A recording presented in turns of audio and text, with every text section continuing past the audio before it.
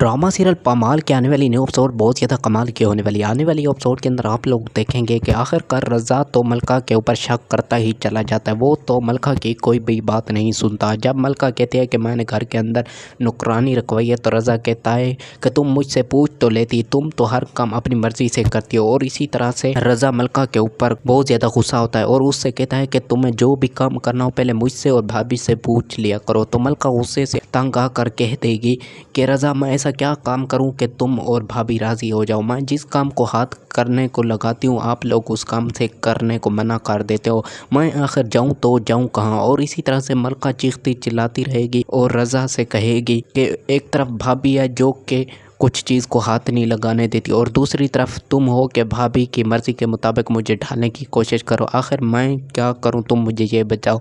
और इसी तरह से रज़ा कहेगा कि तुम कुछ ना करो, तुम्हारे इस घर में कुछ करने को नहीं है, जो कुछ है वो भाभी देख लेगी। और इसी तरह से मलका कहेगी कि तुम मुझे सिर्फ़ और सिर्फ इस वजह से लाए थे कि मैं यहाँ पर बस इस कमरे के अंदर अकेली पड़ी रहूँ, मैं किसी से बात तक भी ना करूँ। और इसी तरह से रज़ा मलका से तंग आकर वहाँ से चला जाएगा। और दूसरी तरफ से मलका अपनी वालदा को फ़ोन करेगी और कहेगी कि अम्मी मैं इस रोज़ की चीख से तंग आ चुकी हूँ।